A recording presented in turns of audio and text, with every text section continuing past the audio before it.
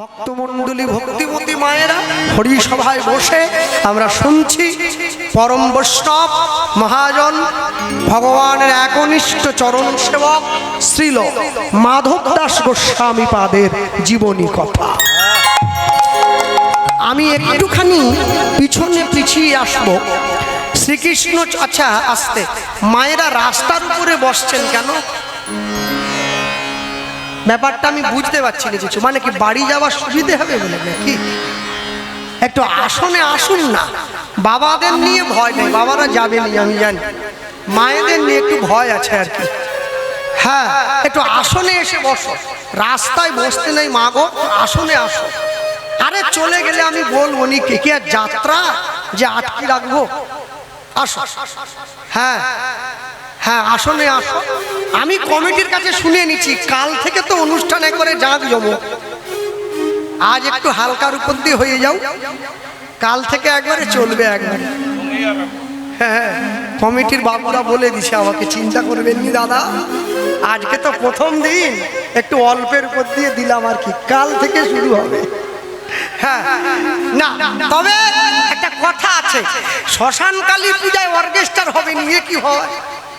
মানা যায়নি, অনুষ্ঠানটা খালি খালি হয়ে যায়, ওই জন্য শেষ দিনে আছে আর কি, আমি শুনছি না। ভালো নিতাই গৌর প্রেমানন্দ হরি বল, হরি বল, হরি বল। একটু পিছনে পিছিয়ে আসি। শ্রীকৃষ্ণ চৈতন্য মহাপ্রভু তিনি তার জীবনে দুবার বিবাহ করলেন। প্রথম স্ত্রী লক্ষ্মীপ্রিয়া, দ্বিতীয় জন বিষ্ণুপ্রিয়া। দ্বিতীয় বিবাহ করে চৈতন্য মহাপ্রভু ঘর ছাড়লেন, সন্ন্যাসী হলেন। সচিমার চরণে প্রণাম জানিয়ে নিতাই চাঁদের হাত ধরে চৈতন্য মহাপ্রভু বলে উঠলেন, দাদা তোমাকে একটা কথা বলবো। কি? আমি জগন্নাথ দর্শন করতে একবার পুরী ধামে যেতে চাই, তুমি কি আমাকে নিয়ে যাবে? নিতাই চাঁদ বললেন হ্যাঁ। হাত ধরেছেন, কি বললেন? তুমি শোনো শোনো,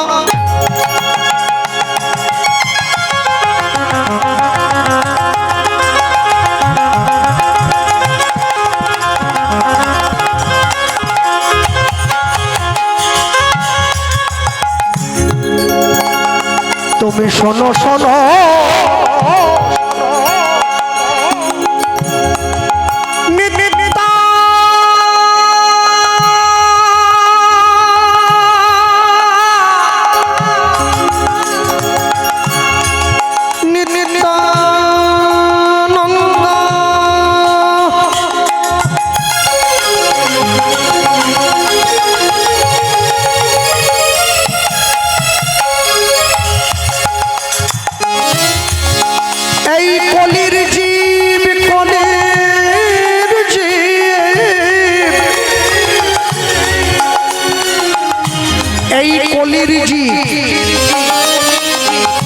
সব জন্ম অন্ধ। তুমি শোনো শোনো শোনো শোনো,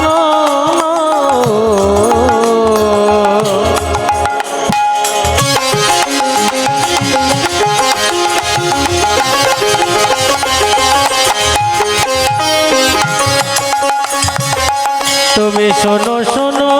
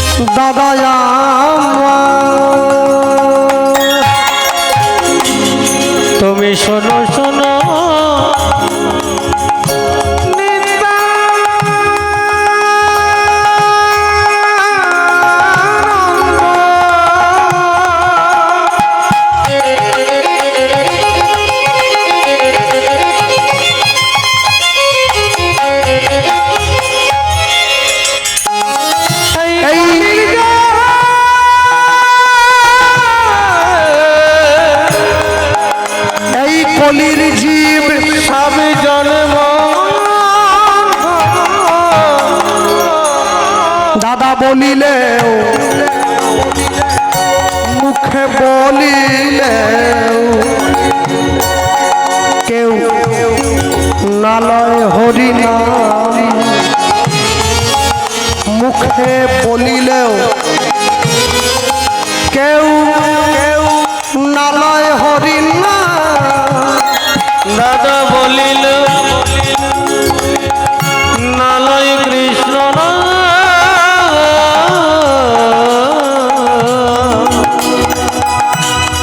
দাদা বলিলে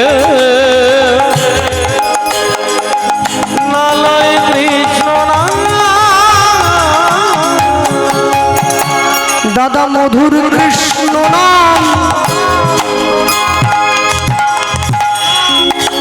কেউ নিল না।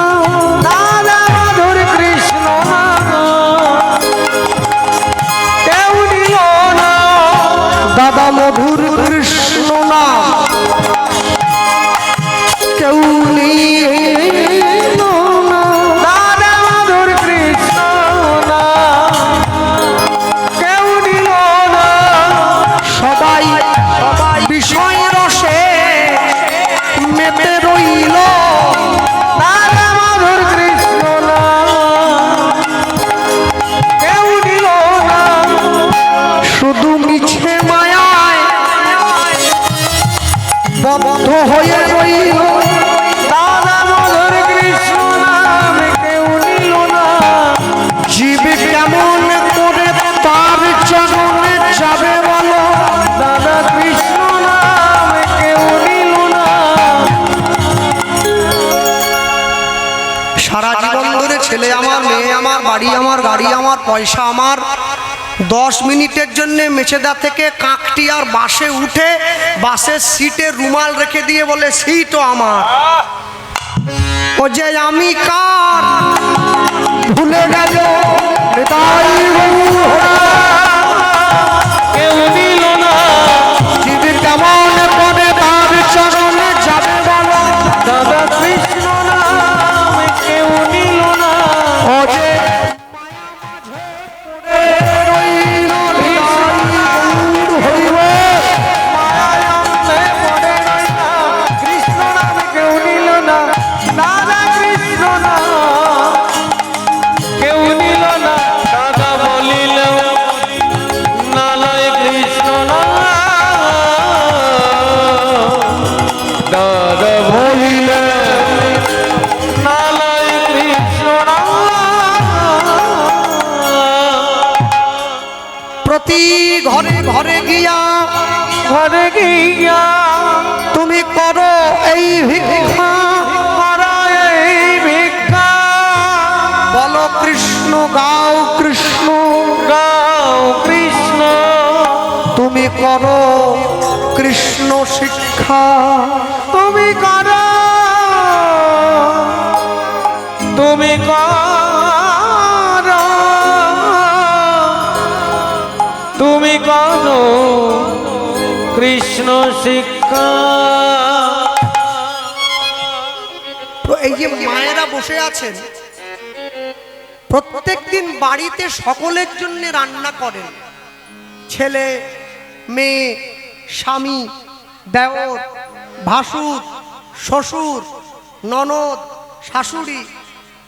মনে রাখবেন যেদিনকে আপনার হাতের রান্না গৌর গোবিন্দের সেবায় লাগবে সেদিন রান্না শেখা সার্থক হবে, তার আগে পর্যন্ত হবে না।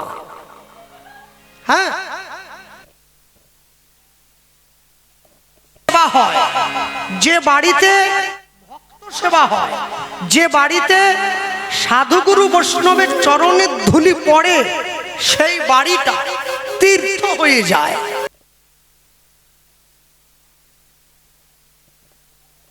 সেবা হয় না, ভক্ত সেবা হয় না। যে বাড়িতে সাধুগুরু বৈষ্ণবের চরণের ধুলি পড়ে না সেই বাড়িটা শেয়ালের গর্ত হয়ে যায়। এখন 5 কোটি টাকা দিয়ে 4 তলা বাড়ি ডিমারি বাজারের ওপরে। আমার শিয়ালের গর্ত লোকে আমাকে বলে আপনার টিনের বাড়ি বলে আপনি আমাদেরটা হিংসা করতেছেন। আরে হিংসা করিয়ে কি করব? আমাকে ভগবান টিন দিচ্ছে, আমার টিনের বাড়ি, আপনাকে পাথর দিচ্ছে, আপনার পাথরের বাড়ি। কিন্তু আস্তে ইঁদুরের বাসায় কি বাঘ কোনোদিন থাকতে পারে? যে বাড়িতে গোবিন্দ সেবা হয় না, ও যত বড়ই বাড়ি হোক ও ইঁদুরেরই বাসা। আর যে বাড়িতে ভক্ত বৈষ্ণবের সেবা হয়, ভগবানের সেবা হয়, ও যদি পর চালাও হয় খড় দিয়ে, তবু ওটা বাঘেরই বাসা। মনে রাখবেন, যে বাড়িতে ভগবানের সেবা হয় সেই বাড়ির রান্নাঘরে গিয়ে একটু দেখুন কি আছে। যে বাড়িতে ভগবত সেবা হয় সেই বাড়ির রান্নাঘরে ভগবানের সেবার জন্য ফল, ভগবত সেবার জন্য মিষ্টান্ন। আপনি সেই বাড়িতে দুপুরবেলায় কোনো কাজে গেলেই ভগবানের প্রসাদ বাটিতে করে আপনার হাতে এনে একটু হলেও ধরিয়ে দিচ্ছে, নিন একটু প্রসাদ খান। আর যে বাড়িতে ভগবানের সেবা হয় না সেই বাড়ির একটু রান্নাঘরে গিয়ে দেখুন কি আছে। মরা মাছ, মরা মাংস, মরা হাড়। মরা কোথা থাকে? শিয়ালের গর্তে। মানুষ একটু আধুনিক তো, একটা ফ্রিজ নিয়েছে, বরফ টরফ দিয়ে জমি রাখতেছে আর কি। বরফের চিংড়ি মাছের দাম নাকি একটু বেশি বলে শুনতে পাওয়া যাচ্ছে ইদানিং। না ভালো, হ্যাঁ, হরিণের মাংস পচে গেলে নাকি দাম বেড়ে যায়। আমি সুন্দরবনে গানে গিয়ে শুনছিলাম, পচা মাংসের প্রতিও এত ইন্টারেস্ট। আরে সাজো জীবন পেয়ে পচা খাবি কেন? ভালো খা, তাজা খা। তা বলে আমি বলবো নি আপনারা সকলে নিরামিষ খাবেন। সকলে নিরামিষ খেলে গায়ে বল পাবেন কি করে? পোলট্রি খাবেন, তবে একটু কম খাবেন। তামসিক খাদ্য বেশি গ্রহণ করলে মন বেশি তমগুণাচ্ছন্ন হয়ে পড়ে। মনে হিংসা বেড়ে যায়, অভিমান বেড়ে যায়, ক্রোধ বেড়ে যায়, কাম বেড়ে যায়। দেখবে জগতে অনেক ডাক্তার আছে, ট্রেনে বাসে ফেস্টুন দেখা যায়। সব ডাক্তারের কাছে কাম বাড়াবার ওষুধ পাওয়া যায়, প্রেম বাড়াবার ওষুধ কোনো ডাক্তারের কাছে গেলে আপনি পাবেন না। এই জন্যে আত্মেন্দ্রিয় প্রীতিবাঞ্ছা তারে বলে কাম, কৃষ্ণেন্দ্রিয় প্রীতি ইচ্ছা ধরে প্রেম নাম। আমার বাবা বলতেন, নিজের চুলে যদি 5 বার চিরুনি দিস, ভগবানের চুলে 5 বার দিবি, 10 বার। তাকে যত সাজাবি তোর জীবন তত সেজে উঠবে, আর নিজে যত সাজবি তত নরকে চলে যাবি। এই জন্যে সবসময় জানবেন, এই যে মা বসে আছেন, আজকে মায়ের পুজো করছেন, খুব সুন্দর সাজিয়েছেন, অপূর্ব সুন্দর। তবে একটা জিনিস একটু দুঃখ লাগলো, সেটা হচ্ছে মায়ের গলাতে কারা যেন টাকার মালা দিয়েছে দেখলাম। হ্যাঁ, এই যে আমার মা আছে, বাড়ি যাওয়ার সঙ্গে সঙ্গে হ্যাঁ বাড়িতে সবাইকে ডাক দেয়, বৌমা শরবত আনো।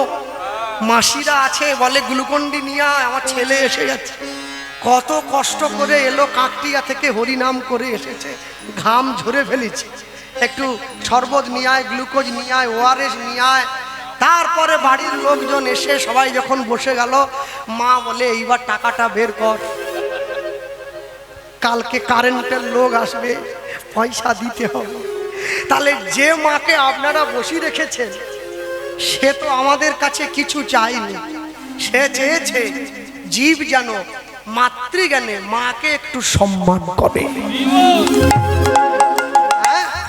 এই জন্যে সবসময়ের জন্য জানবেন, প্রত্যেকটি দেবদেবী, প্রত্যেকটি ভগবান, প্রত্যেকজন জগতে স্বীয় কর্ম পালনের জন্য এসেছেন। কর্ম শেষ চলে যাবেন তিনি। 2 ভাই হাতে হাত ধরে জগন্নাথ দর্শনে যাচ্ছে। হ্যাঁ, আর সকলে বলতে বলতে যায়, সঙ্গে অগণিত ভক্ত, তারাও সকলে বলে, কি বলে গো? ধরল রে কিশোরীর প্রেম নিতাই ডাকে যায়। ধরল রে কিশোরীর প্রেমে নিতাই ডাকে যায়। একটু বাহু তোলা যাবে কি? হ্যাঁ, একটু তালি দেওয়া যাবে সকলে মিলে? ধরল রে কিশোরীর প্রেম নিতাই ডাকে যায়। ধ্বনি হরি ধরল রে কিশোরীর প্রেমে নিতাই ডাকে যায়। ধরল রে কিশোরীর প্রেম নিতাই ডাকে যায়। ধরল কিশোরীর প্রেমে নিতাই ডাকে যায়। ধরল রে কিশোরীর প্রেমে নিতাই ডাকে যায়। ও যে নিতাই ডাকে। হাত নামিয়েছে কোন মায়েরা? হাত যারা নামাচ্ছে যাওয়ার সময় কমিটির বাবুদের বলে যাব, ওই 3000 টাকা অন্নপূর্ণা ভান্ডার নাকি, ওর নাম যেন না উঠে কারো। 3000 পয়লা জুন থেকে শুরু হয়ে যাবে, তুলে থাকো। হ্যাঁ, ও যে নিতাই ডাকে আয় প্রাণ গৌর ডাকে আয়। উলুধ্বনি নিতাই ডাকে বাবা গৌর ডাকে যায়। আমার নিতাই ডাকে আয় প্রাণ গৌর ডাকে আয়। নিতাই ডাকে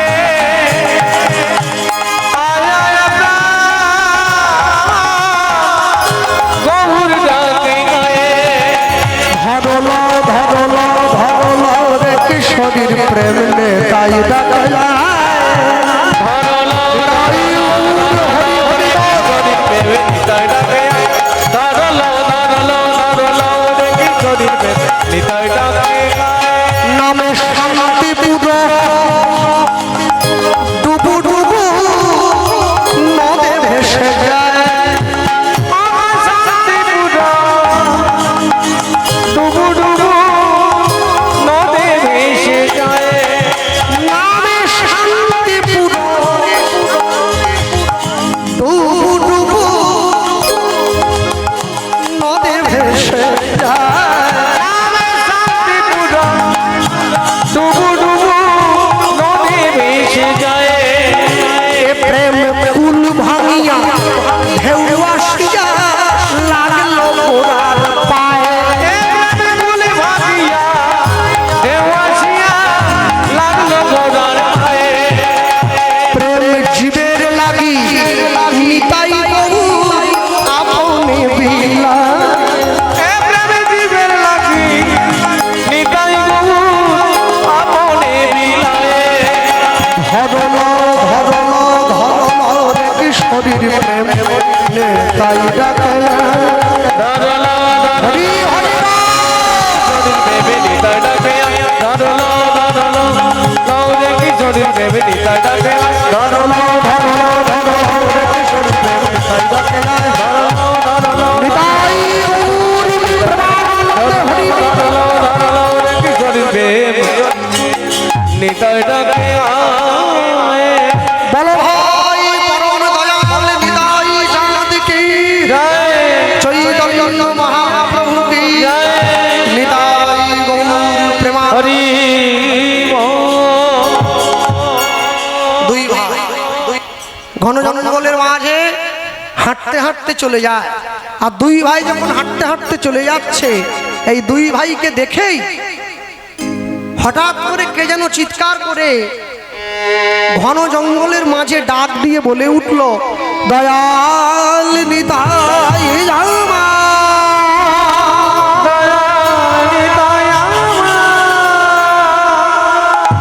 দয়াল গৌর দয়াল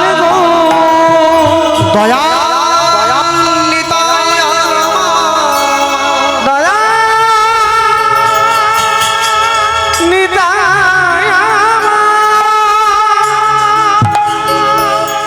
দুই ভাই দাঁড়িয়ে পড়ল, চারদিকে তাকিয়ে দেখছে কেউ তো কোথাও নেই।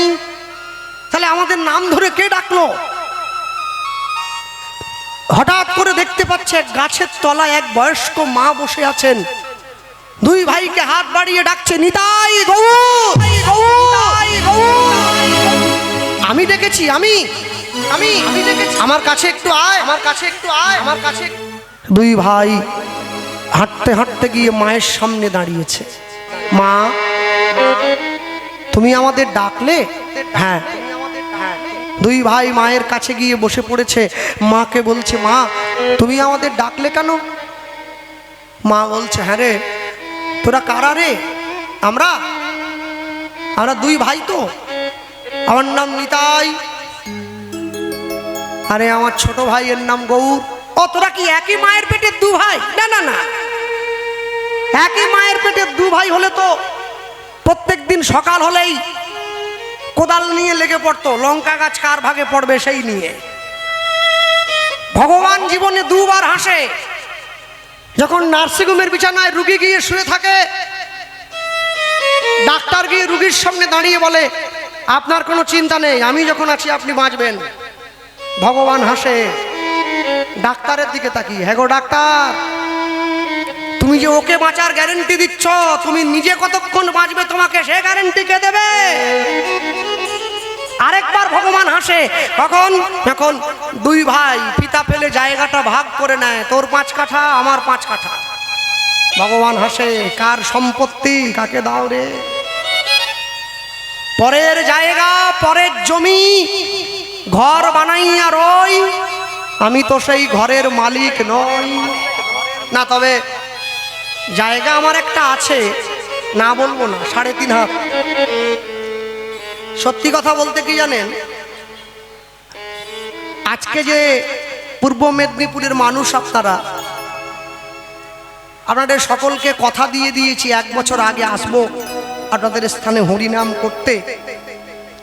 সেই কথা রক্ষা করবার জন্য ছুটে আসা, কেননা শরীরটা আমার বড় অসুস্থ, কারণ এতগুলো পাখা চলছে, তারপরেও কিরম ঘামছে বুঝতে পারছেন তো, এই জন্য কষ্টও হচ্ছে।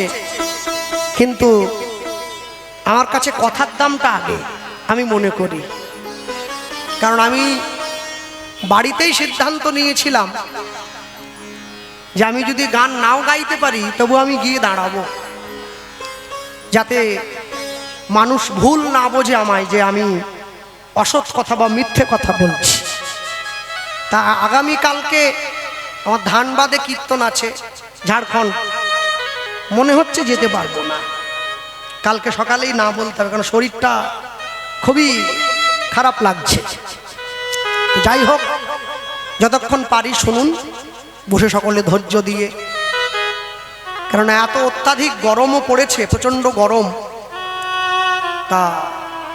তার উপরে আপনারা ভক্তরা এত আশা করে আছেন, সকলে ভক্ত বাবারাও এসেছেন আজকে। তা একটা কথা জানবেন, জগতে কোনোদিন কোনো কিছু অসৎ উপায়ে, অসৎ পথে কোনো জিনিস হাসিল হয় না।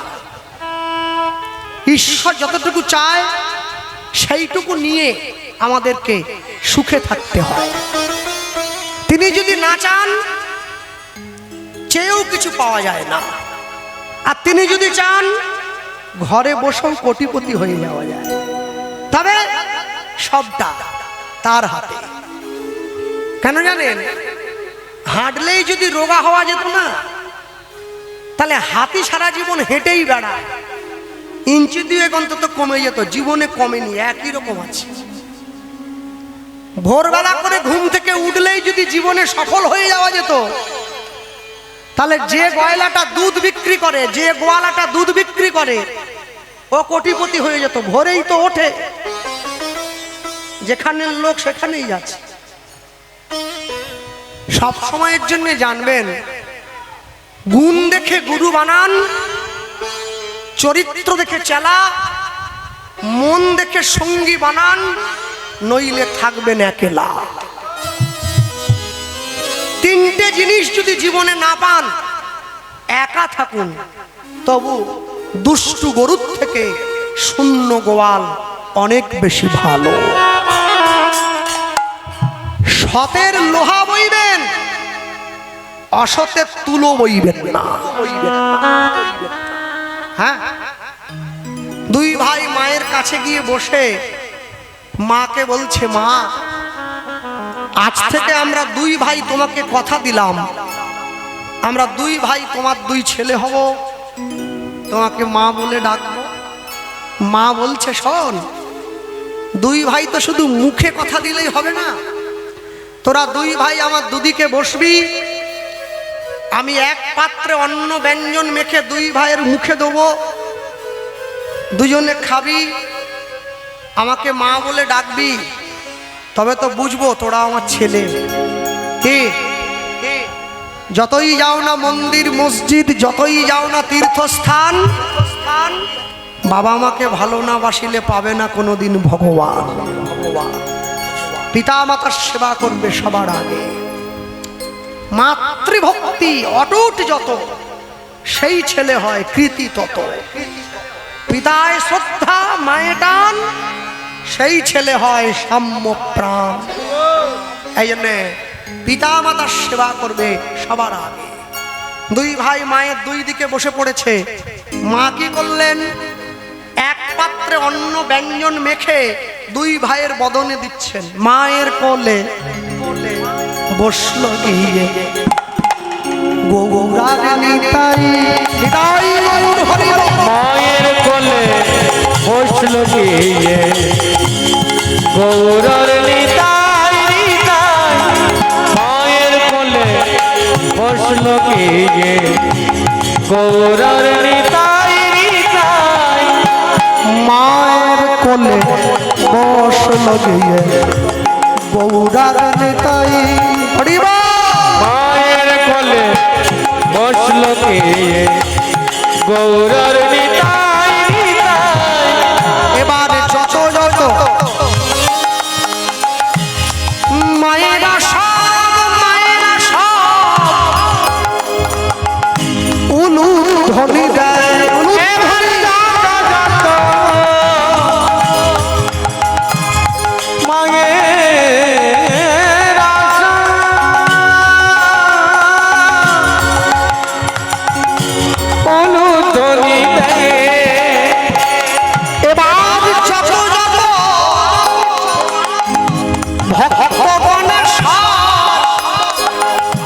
হরি ধ্বনি দেয়,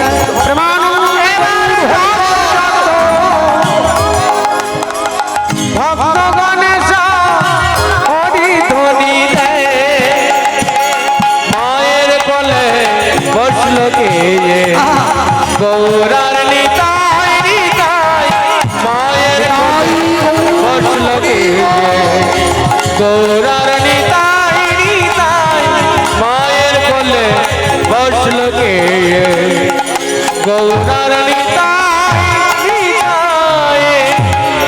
দুই ভাই মায়ের কোলে উঠিয়া বসিল, উঠিয়া বসিল, দূরেতে তাকাইয়া নিতাই চমকে উঠিল, চমকে উঠিল, মা মা বলিয়া নিতাই ডাকে উচ্চ স্বরে, ডাকে উচ্চ স্বরে, ছুটিয়া গিয়া মা দু ভাইয়েরে বুকে জড়ায়ে ধরে, ছুটিয়া গিয়া মা দু ভাইরে বুকে জড়ায়ে ধরে।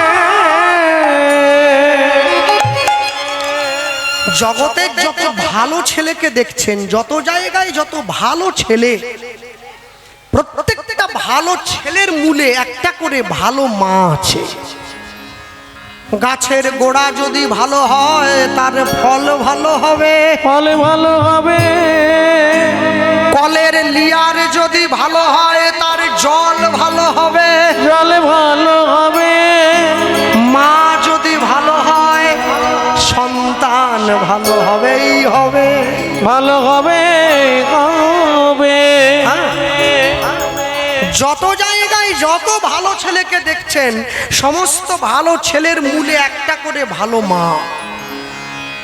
ভক্ত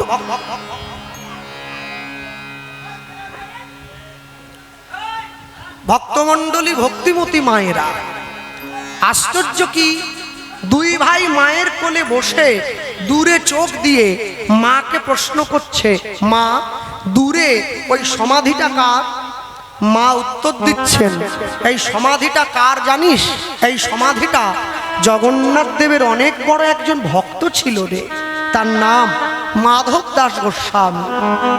ভক্তের মৃত্যুর পর, ভক্তের দেহটা প্রাপ্তির পরে স্বয়ং জগন্নাথ নিজে হাতে ভক্তের দেহটা সমাধি দিয়েছে ওই স্থানে। নিজে হাতে নীলাচল গ্রামের মানুষের কাছ থেকে ভিক্ষা করে মানুষের মাঝে গিয়ে দাঁড়িয়েছেন ভগবান। ভক্তমণ্ডলী, ভক্তিমতী মায়েরা, মায়ের কাছে বসে দুই ভাই শুনছেন। আজ থেকে প্রায় 150 বছর পূর্বে এই নীলাচল গ্রামে একজন ক্ষত্রিয় বাড়ির ব্রাহ্মণ বাস করতেন, যে ব্রাহ্মণের নাম ছিল সুমতি ব্রাহ্মণ। ব্রাহ্মণ কি করতেন? ব্রাহ্মণ মানুষের বাড়ি বাড়ি গিয়ে ভিক্ষা করতেন। মনে রাখবেন, যারা প্রকৃত সাধু হয়েছেন, গেরুয়া পোশাক পরে, বড় দাড়ি আছে, বড় জটা, সংসার নেই, প্রকৃত সাধু কোনোদিন 5 বাড়ির বেশি ভিক্ষে করেন না, পাক আর না পাক। যারা প্রকৃত ব্রহ্মচারী হয়েছেন, মঠে মন্দিরে থাকেন, সাদা পোশাক পরেন, মাথা মুন্ডন থাকে, মাথায় একটা শিখা থাকে, সংসার নেই, প্রকৃত ব্রহ্মচারী কোনোদিন 11টা বাড়ির বেশি ভিক্ষে করেন না, পাক আর না পাক। যিনি প্রকৃত ভক্ত হয়েছেন, স্ত্রী পুত্র আছে, কিন্তু ভগবানকে সেবা দিয়ে প্রসাদ গ্রহণ করেন, প্রকৃত ভক্ত কোনোদিন 21টা বাড়ির বেশি ভিক্ষে করেন না, পাক আর না পাক। কিন্তু আমার মতো ভিখারি একদিনে 3 পালা গান হলেও করতে ছাড়ে। সকালে নন্দীগ্রাম, দুপুরে কাকটিয়া, রাতে ডিমারি, প্রতিদিন 3 পালা করি না, বলছি আর কি। ভগবান বলে, তুই করছিস কর, 2 সিজন পরে তো আমিও ব্যবস্থা করবো রে। শুনেছি মেদিনীপুর থেকে ভেলোর নাকি কাছে হয়, একটা সিট বুকিং করবো ভেলোরে। যা টাকা রোজগার করছিলি বস্তা ভরিয়ে ডাক্তারকে দিয়ে দিতে হবে, গলা তো বন্ধ হয়ে যাবে। লোভে পাপ, বলুন। যা জানেন দেখছি না ভালো, তবে জানেন যেহেতু মেনে চললে আরেকটু ভালো। এই যে 50 ডিগ্রি গরম পড়েছে, এই গরমে দুপুর 11টার সময় বাড়ির কর্তাকে ঘাড় ধাক্কা দিয়ে রোজগার না করতে পাঠালেই একটু ভালো হয়। এতে দুটো দিকই বেঁচে যাবে, বাড়ির কর্তাটাও বেঁচে যাবে, বাড়িটাও বেঁচে যাবে। আর যদি ঘাড় ধাক্কা দিয়ে পাঠিয়ে দেন, কর্তা যদি ফটকা ফুটে যায়, তাহলে দুদিকেই ফুটে যাবে, কর্তাও ফুটে গেল, বাড়িও ফুটে গেল। এই জন্যে যার জীবনে লোভ যত কম থাকবে, তার জীবনে দুঃখ তত কম থাকবে। যার জীবনে লোভ যত বেশি থাকবে, তার জীবনে দুঃখ তত বেশি থাকবে। তবে হ্যাঁ, তাহলে কমিটির বাবুরা যদি আবার ভেবে নেয় যে গোপালবাবুকে যাওয়ার সময় 500 টাকা কম দিয়ে দিব, আমি তো মুখস্থ করে বলতে এসেছি, টাকা ছাড়বো না। যারা গুরু কৃপায় বলবে তারা ছাড়বে, আমার কোনো ছাড়ার জায়গা নেই বাবু। না না না, মজা করছি আর কি। মনে রাখবেন, জগতে কিছু রেখে যেতে হবে তো, তবে তো পরের জীবনে এসে খাবো। গাছ মুড়ে ফল খেলে গাছ যদি মরে যায়, পরের জীবনে খাবো কি? এই জন্যে সবসময় জানবেন, আজকে যারা হরিনাম শুনছেন, আজকে যারা ভগবানের নাম শুনছেন, আমার দাদু বলতেন, কীর্তন শুনতে গেলেও মহাপ্রভুর কৃপা থাকতে হয়, না হলে একটা আসনে 3 ঘন্টা বসে থাকা যায় না। এই যে মায়েরা, তবে একটা জিনিস বড় আনন্দের, কেউ দুঃখ পাবেন না, রাগ করবেন না।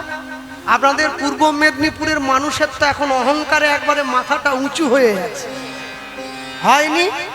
পূর্ব মেদিনীপুরের ছেলে মুখ্যমন্ত্রী হয়েছে, এর থেকে বড় আনন্দ পূর্ব মেদিনীপুরের লোকেদের আর কি হতে পারে?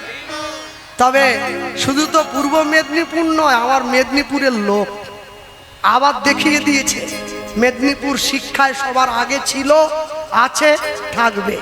তবে যদি কোনোদিন আমার সঙ্গে দেখা হয় মুখ্যমন্ত্রী বাবু, ওনাকে বলবো আমার কাছে আপনার কাছে আমার কোনো আর্জি নেই, সব আপনি ভালো করছেন, দুটো জিনিস আর শেয়ার করে দেন, আমি খুব আনন্দিত হব। যদি বলে কি, দুটো চ্যানেল একটু বন্ধ করে দেন, স্টার জলসা আর জি বাংলা, হরি বল। এ দুটো যদি একটু বন্ধ করে দেন আর কি, তাহলে আমার থেকে খুশি এই জগতে কেউ হবে না। যদি বলে কেন, তাহলে মানুষে হরি নাম শুরুই করে 9টার সময়, জগৎধাত্রী দেখে তারপরে আসবে, তারে ধরি ধরি মনে করিটা দেখে তারপর। আরে কাকে ধরবে না, যাকে ধরার তাকে তো ধরবে।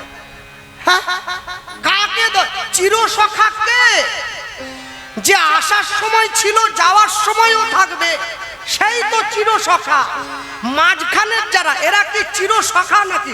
এরা তো কাঁটা ঝাড় নিয়ে ঘুরতেছে গায়ে ফুটি দিবে বলে।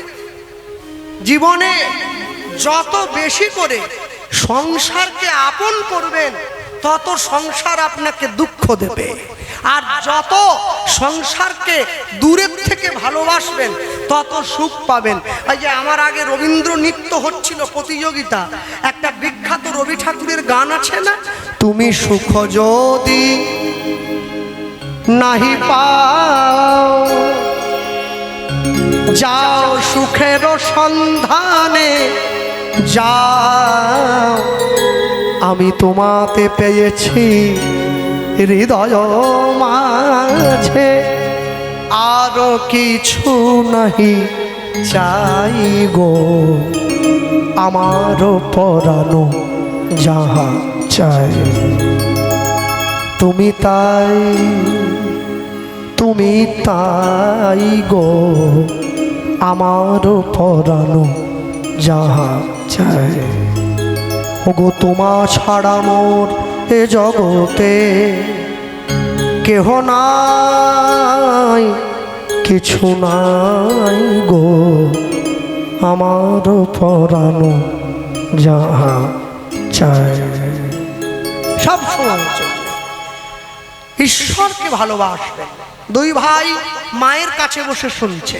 এই সুমতি ব্রাহ্মণের সংসারে একটা ছেলে ছিল, যার নাম হলো মাধব। পাড়ার লোকে ভালোবেসে ছেলেটাকে মাধু বলে ডাকত। মাধবের বাবা প্রতিদিন ভিক্ষায় যেত, ভিক্ষা করে যা পেত তাই দিয়ে ভগবানের সেবা দিত, তিনজনে মিলে প্রসাদ দিত। আজকে সকালবেলা মাধবের বাবা ভিক্ষার ঝুলিটা কাঁধে নিয়ে ভিক্ষা করতে বেরিয়েছে। আমি দিন ভিখারি নাই গো পড়ি, নাই গো পড়ি,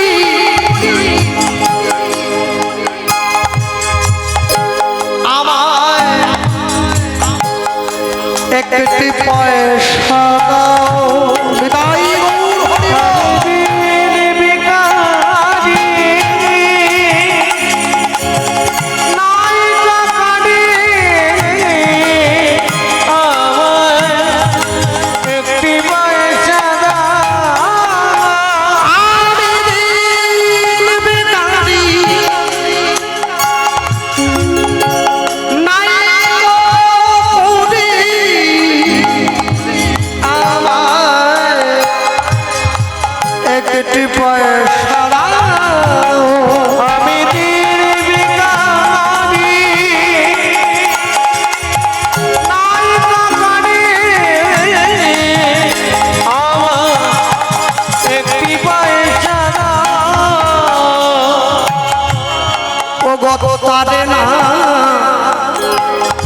পথি কহেরি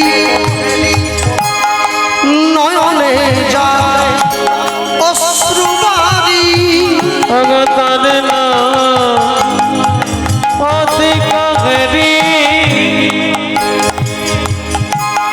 নয়নে যায় অশ্রুবারি, কেহ নাহি হীরায়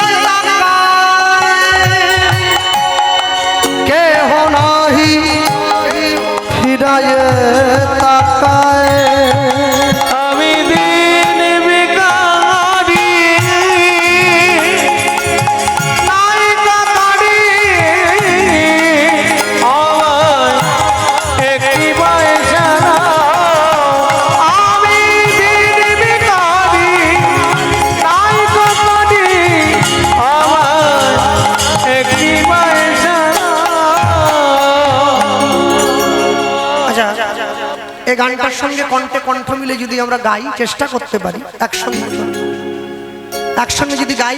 গান শুরু হয়েছিল কোনখান থেকে? আমি দিন বিকাল, এই তো যদি গাই, বেহাগ যদি না হয় রাজি, বসন্ত যদি না আসে, এই আসরে মন তুমি থাকো বন্ধু আমার পাশে। বেহাগ যদি না হয় রাজি, বসন্ত যদি না আসে, ও গো এই আসরে মন তুমি থাকো বন্ধু আমার পাশে।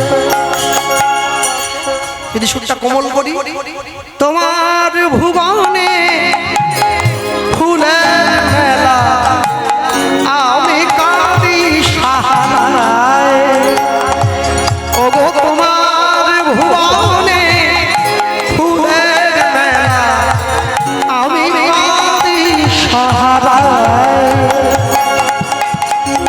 ও গো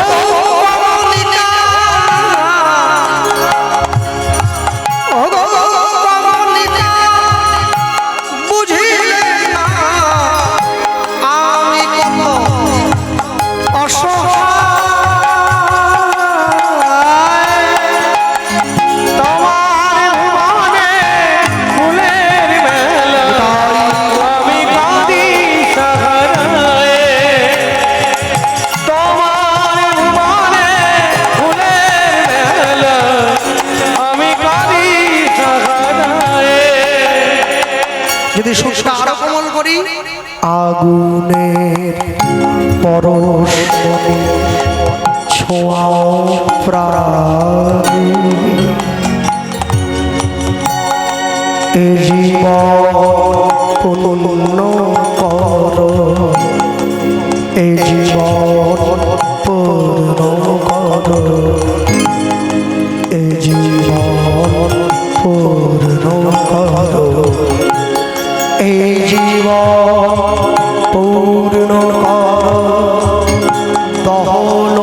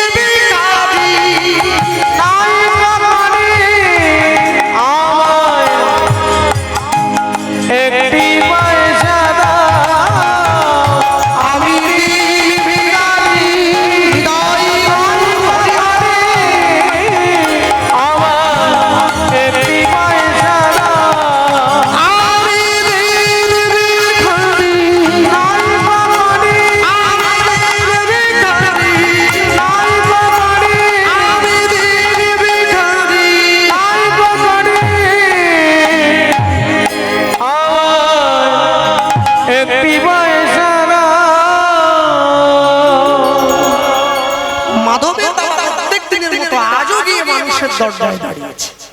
প্রত্যেকদিন যত ভিক্ষা চায় আজকে তার থেকে অনেক বেশি ভিক্ষা পেয়েছে, তাই ভিক্ষার ঝুলিটা আজকে মাথায় নিয়ে নিয়েছে, কাঁধে নিতে পারে নাই। ভগবানকে বলছেন, প্রভু আজকে যা ভিক্ষা পেয়েছি, আমি যদি 7 দিনও ভিক্ষা না করি তোমার সেবা আমি দিয়ে দিতে পারবো, কিন্তু দিয়ে ধন দিয়ে মন কেড়ে নিতে সময় লাগে কতক্ষণ।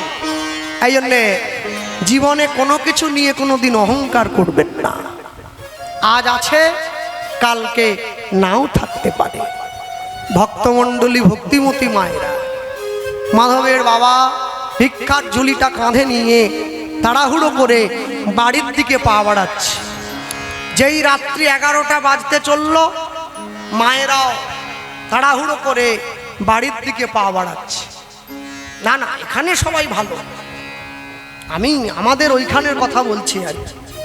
হ্যাঁ, রাত্রি 11টায় আমার পশ্চিম মেদিনীপুরে মিঠুন চক্রবর্তীকে দিয়ে কীর্তন করালেও একটা লোক থাকবে না, আমি তো সামান্য। পূর্ব মেদিনীপুর তবু বসে আছে, ভালো বলতে হয়। তা ভিক্ষার ঝুলিটা কাঁধে নিয়ে বাড়ির দিকে পা বাড়ালো। হঠাৎ করে আকাশের পশ্চিম কোণায় কালো একটা মেঘ উকি দিল। আস্তে আস্তে করে সেই কালো মেঘে পুরো আকাশটা ভরে গেল। ঝমঝম করে বজ্রবিদ্যুৎ সহকারে বৃষ্টি নেমে এসেছে। মাধবের বাবা ভিক্ষার ঝুলিটা মাথার থেকে নামিয়ে বুকের মাঝে জড়িয়ে ধরে গ্রামের মাটির রাস্তাটায় চলতে গিয়ে পা পিছলে আছাড় খেয়ে পড়ল। যা ভিক্ষা পেয়েছিল বৃষ্টির জলে কাদায় সব নষ্ট হয়ে গেল। ভগবানকে বলল, প্রভু তুমি যদি আমার কাছ থেকে কেড়েই নেবে তাহলে আমায় দিলে কেন? এই জন্যে ভগবান যখন কাউকে দেন তখন তো 10 হাতে দেন, আর যখন কেড়ে নেন 100 হাতে কেড়ে নেন। কোমরের ঘুমসিটা পর্যন্ত রাখেন না, সেটাও পর্যন্ত কেড়ে নেন। এই জন্যে সনাতন ধর্ম সারা জীবনের জন্য মাথা উঁচু করে দাঁড়িয়ে আছে। কেন? বিরাট কোহলির মতো বিশ্ববিখ্যাত ক্রিকেটার, যার প্রতি মিনিটে 5 লক্ষ টাকা রোজগার, প্রতিদিন নয় প্রতি মিনিট। বিরাট কোহলির থেকে বড় লোক কাকটিয়া গ্রামে আছে বলে আমার তো মনে হচ্ছে না আছে। বিরাট কোহলির থেকে অত বড় লোক নাই, তাহলে 2 নম্বরই করতে হবে আর কি। সে গিয়ে বৃন্দাবনে প্রেমানন্দ মহারাজের চরণে মাথা ঠোকায়, গড়াগড়ি দেয়। নিতাই গৌর প্রেমানন্দ হরিবল হরিবল হরিবল।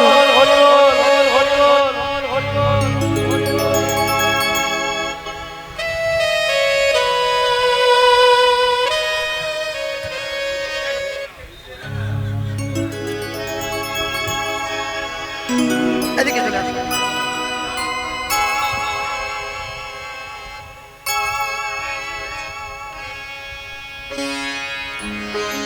নিতাই গৌর প্রেমানন্দ হরিবল হরিবল হরিবল।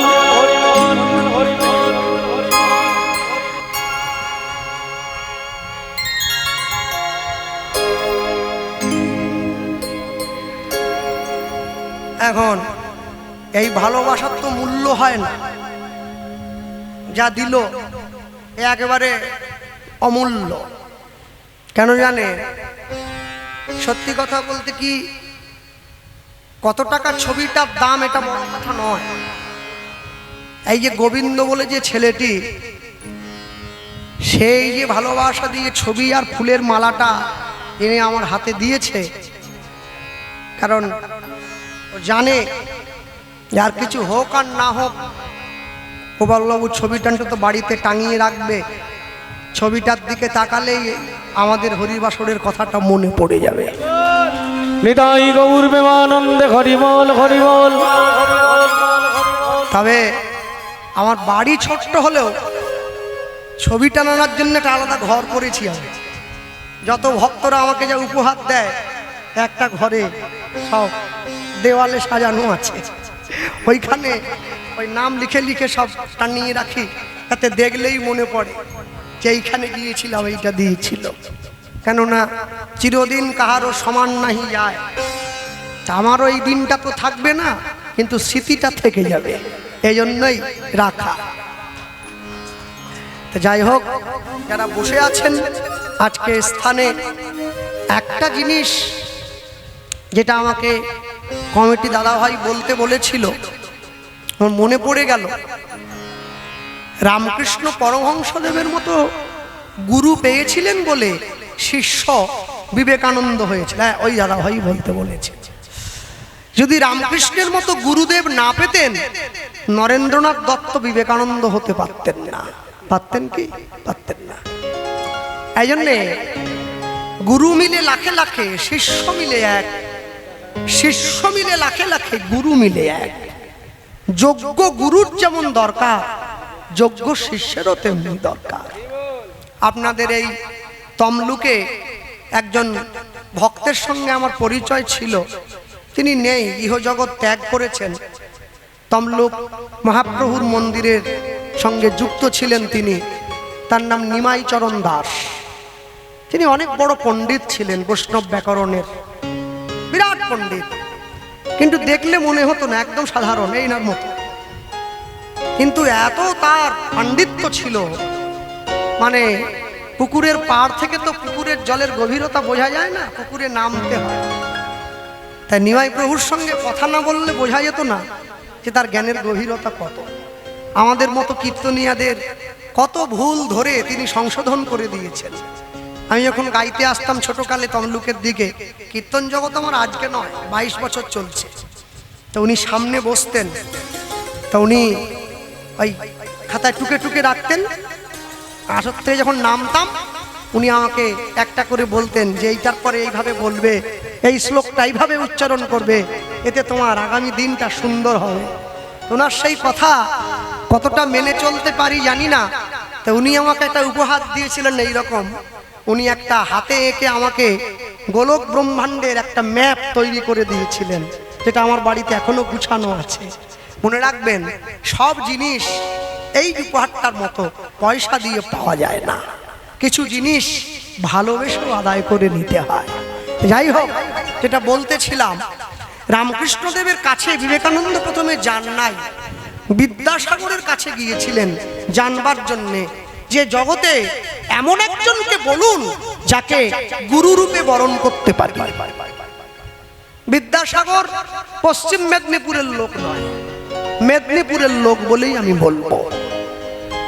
আপনি বিদেশে গেলে বিদ্যাসাগরের পশ্চিম মেদিনীপুরে জন্ম এ কথা বললে লোকে বুঝবে না, বলতে হবে মেদিনীপুরের লোক। মাতঙ্গিনী হাজরা পূর্ব মেদিনীপুর, কেউ বললে বুঝবে না, বলতে হবে মেদিনীপুরেরই লোক। বিদ্যাসাগর সেই ব্যক্তি যিনি বঙ্কিমচন্দ্র চট্টোপাধ্যায়ের মতো সাহিত্য সম্রাটকে পর্যন্ত গ্র্যাজুয়েশনের বাংলা পরীক্ষায় ফেল করিয়ে দিয়েছিলেন। বিদ্যাসাগরের জীবনী পড়বেন তাহলে বুঝতে পারবেন। মাঝে মাঝে আমি অবাক হই যে বঙ্কিমচন্দ্র চট্টোপাধ্যায়ের মতো লোক যদি বিদ্যাসাগরের কাছে খাতা পড়ে ফেল করে যেতে পারে, মাথা বেঁচে গেছে। আমাদের মতো ছেলে মেয়েদের খাতা বিদ্যাসাগরের হাতে পড়ে নাই, তাহলে আমরা তো জীবনে পাশই করতে পারতাম না, সারা জীবন পড়েই পড়ে থাকতে হতো, খাতা দেখলেই ফেল।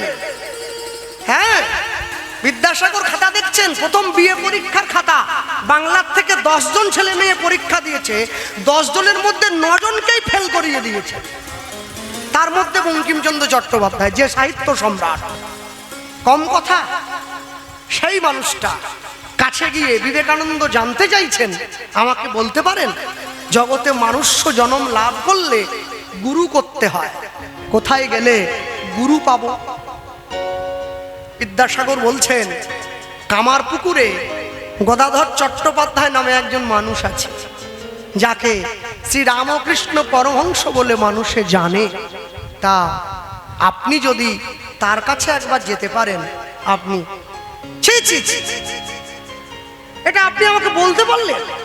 হ্যাঁ, আমি নরেন্দ্রনাথ দত্ত, কত শিক্ষিত লোক আমি, আর আমি যাব কিনা স্কুলের দরজা দেখেনি যে লোকটা, তার কাছে তাকে গুরু করতেছি। বিদ্যাসাগর বললেন, একবার যেয়ে তো দেখো। এই জন্যে জ্ঞানী লোকের, মহৎ লোকের উল্টো কথাটাও সোজাভাবে ধরতে হয়, এতেও জ্ঞান থাকে। বিবেকানন্দ বললেন, তুমি যখন এত করে আমায় বলছো, আমি দিনের বেলা যাব না, রাত্রিবেলায় যাব, কেন আমার সম্মান আছে না? আমি যদি দিনের বেলায় যাই লোকে আমাকে খারাপ বলবে, আমি রাত্রে বেলায় যাব। রাত্রেবেলায় একটা কম্বল মুড়ি দিয়ে বিবেকানন্দ গিয়ে দাঁড়িয়েছেন। তখনও বিবেকানন্দ হন নাই, নরেন্দ্রনাথ দত্তই রয়েছেন, যাতে আপনারা বুঝতে পারেন, তাই বিবেকানন্দ বলছি। বিবেকানন্দ দাঁড়িয়েছেন রামকৃষ্ণ পরমহংসদেবের দরজায়, পাতার কুটিরের সামনে গিয়ে। দরজাটা আলতো করে ভেজানো আছে। বিবেকানন্দ আস্তে করে দরজাটা ঠেলে দিয়ে দেখছেন রামকৃষ্ণ পরমহংসদেব একটা তালপাতার উপরে কলমে কালি ডুবিয়ে সস্বর করে কি যেন লিখে চলে যাচ্ছেন।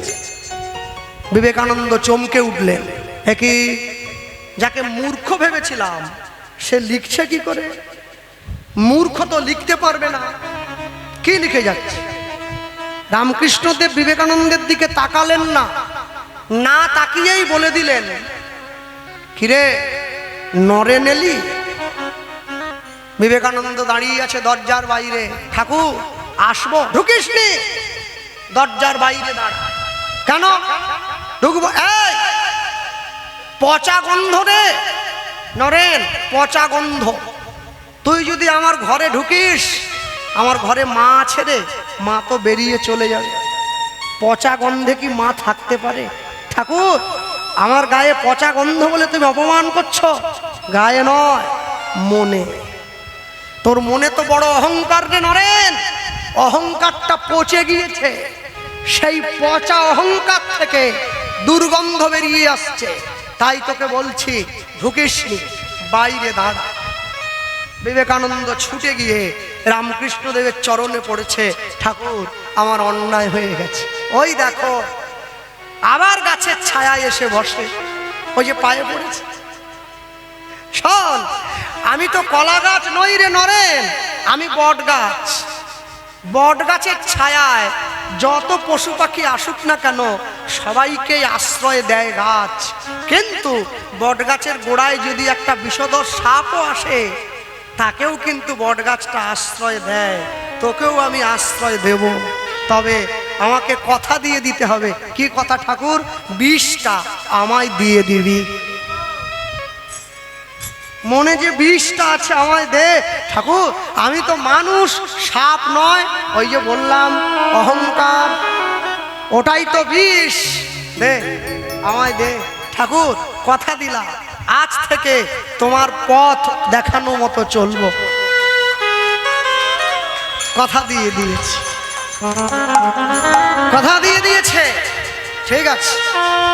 আজ থেকে আশীর্বাদ করে দিল, তোর অন্তর, তোর বিবেক সব সময় পারমার্থিক আনন্দে পরিপূর্ণ থাকবে। আজ থেকে তুই নরেন্দ্রনাথ দত্ত নোস, আজ থেকে তোর নাম হবে স্বামী বিবেকানন্দ। রামকৃষ্ণ পরমহংসদেবের আশীর্বাদ মাথায় নিয়ে আমেরিকার চিকাগো ধর্মসভায়